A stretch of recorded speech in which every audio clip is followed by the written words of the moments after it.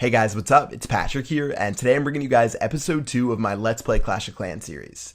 So in episode 1, we went through the tutorial, we named my base, did a couple of the really basic things you do when you start out the game, but today we're going to get into the nitty gritty, do a lot of upgrades, probably not build any new buildings because we're going to stay at this town hall level, but we should be able to get a lot done. So before I do anything, for the sake of this Let's Play series, I'm going to go ahead and build my other 3 builder huts.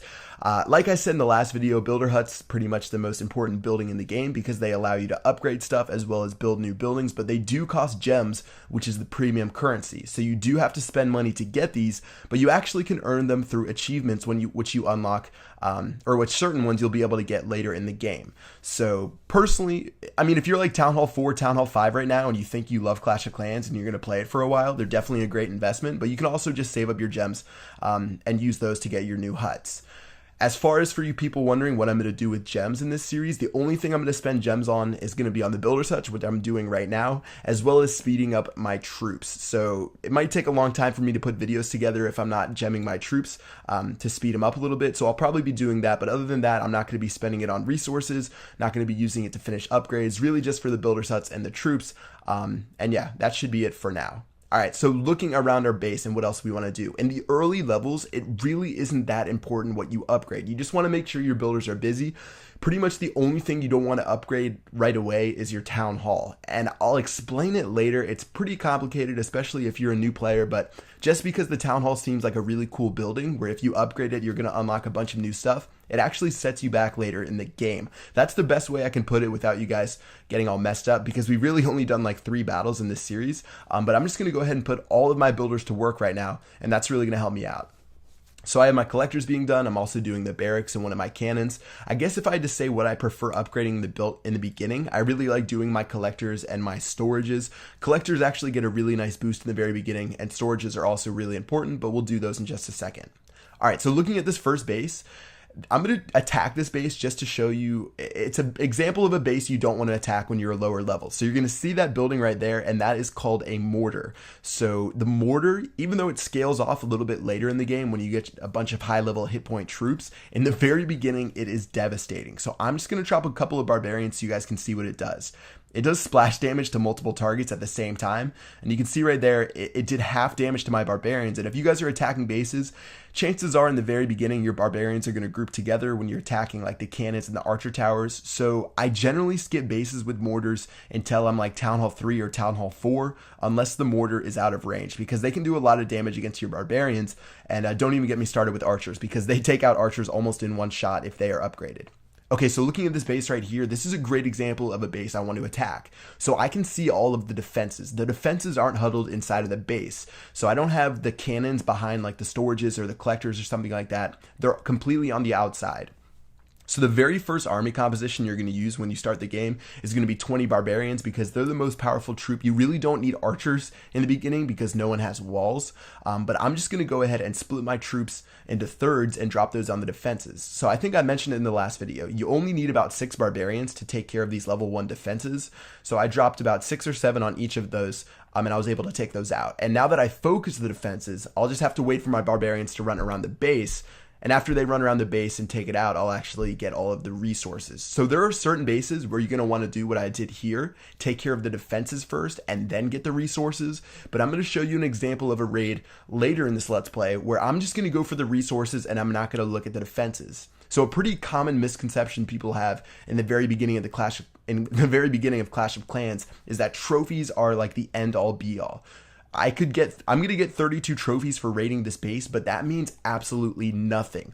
Trophies literally mean nothing. It's funny to say, but not even Town Hall 2, they mean nothing at Town Hall 10. You'll see people who played this game for 2 years and they've never gone for trophies. They've only gone for resources because the only point of trophies, the only thing they do for you is status. They have status so you can show off on the leaderboard, which is obviously really tough to do when you're playing against people who are spending thousands of dollars on this game. So really trophies are pointless. They do dictate what type of bases you attack. So if you have a low amount of trophies, you're going to find weak bases like this one. And if you have a high amount of trophies, you're going to attack bases that are higher town hall levels with more defenses, but that's pretty much the only purpose they serve. So it was really just a nice luxury that I got trophies from this raid, but I'm going to show you guys that it's not about trophies, it's all about the resources. And that's pretty much a strategy called farming, when you go for the resources and you really don't care about what happens to your trophies. Town Hall 2 is pretty early to start thinking about farming because most bases are pretty destroyable, but there is a pretty good example coming later in this Let's Play. Alright, so that raid went actually really well, so we took care of everything, got a little bit of resources, we didn't max out anything, or we didn't max out our gold or our elixir storages, but let's just go ahead and train some more troops, and we also can take a look at what we want to upgrade next. So we had 3 things finished. I think we finished up our collectors because they were 5-minute upgrades, and let's just go ahead and see what we want to do. So we did get our gold mine to level 2, another really cheap upgrade, 700 elixir for 15 minutes. We can go ahead and get that done. Looking at the other 2, we actually have 3. So we have 1 more gold mine and then the 2 elixir collectors. So I'm just going to choose to upgrade those guys, and they shouldn't really take that long at all. So again, I'm pretty sporadic with what I upgrade. I'm not really caring too much. You don't have to be too technical. Once again, just don't rush your town hall and you'll be pretty good for the rest of the game. Alright, so we have 1 builder available. Let's go ahead and keep raiding. And this base right here is a perfect example of what I was talking about earlier. Also, I'm mentioning that the mortar, you can see the mortar on the bottom left, but I'm not even going to look at the mortar for this raid. So where I don't think I've talked about where resources are located when you're raiding. They don't come from the barracks, they don't come from the cannons, they don't come from anything like that. All of the resources are located in the storages and the mines and pumps, which makes sense because that's where they come from in your base. So I saw the archer tower on the top right. I'm going to drop a couple barbarians to take care of that. And then if you look on the bottom left, there is a mortar down there, but since each defense has a range, I'm actually going to be out of range of that mortar. And all I'm going to be doing in this raid is going for the resources. So I'm taking care of those 2 pumps right there, the 2 gold mines up there, as well as 2 of each storage, the gold and the elixir storages. And that's going to give me all I need. I'm not focused on trophies. Once again, they are a luxury. I'm just trying to get resources because in the end, the whole point of the game is upgrading your buildings and your troops and having fun with your clanmates. That's what it's all about. So I've already broken through. I'm attacking these storages. If you take a look at those elixir pumps right there, you can see they're full of purple elixir. And that means that that's where most of the elixir is going to be. I just destroyed a storage and I barely got any elixir. But you're going to see when my barbarians take a couple swipes at that elixir collector, we're going to fill up on elixir and we'll be fine right there. All right, so I got a little bit lazy. Generally, I might have waited for my barbarians to walk around and destroy those gold storages and gold mines, but I decided to drop the rest of my barbarians just because, and those guys are going to break through that wall and go for this gold mine, and that should be good there. Yeah, we got filled up really quickly, and I think I mentioned this in the last episode. You really don't want to fill up your storages too much, but again, at Town Hall 2, it's hard to avoid that since there was so much available in this base. But yeah, we're pretty solid, and that does remind me that we probably should upgrade my storages pretty quickly. All right, looking at what we have left, we're at 32% damage. You get 50%. If you get 50% on a base, you get 1 star, which means you get to keep your trophies and you actually gain a little bit. If you destroy the town hall, you're going to get an additional star, and then if you do get 100% on the base, that's going to get you your 3rd star. So I should be able to get 50% on this base and get that 1st star. So I'm just going to wait on my barbarians to destroy these guys, and then I could probably just surrender from there. I don't think I really have enough damage to take care of the town hall and take this guy out. All right, so I'm going to go ahead and fast forward a little bit. Nothing too much going on with this raid. They're just going to take a couple swipes at the town hall and then get shot down. But yeah, that's going to do it for this one. We filled up our storages. Let's head back to base and do another upgrade. So I'm only going to have 1 builder available because I have 2 on the gold mines, 1 on the barracks, 1 on the cannon.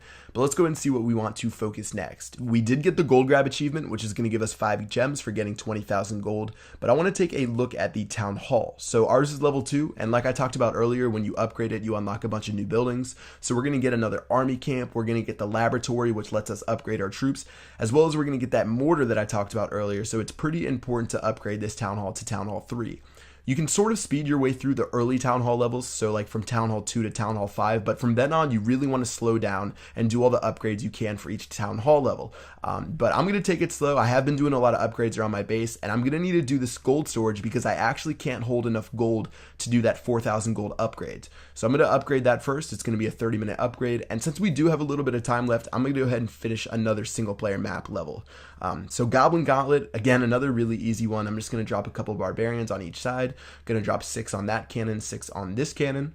And then after they take care of these cannons, they'll just run around the map and they should be able to destroy the rest of the base.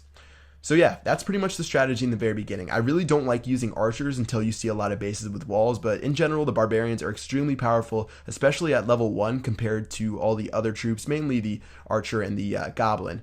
But using that always works, and we're going to be able to get another 1,000 gold and another 1,000 elixir. Alright, once again, we head back to base. None of our upgrades have been done, so it's time to wrap it up for this video and move on to the next one. Hope you guys are enjoying this series. For you new guys who are learning about the game, and then for you old guys who are looking back at these low levels and wondering how the upgrade times are so slow and so cheap, it's pretty nice and it's really fun to start a new account and play again. Hope you guys enjoyed, and I'll see you guys later. Peace out.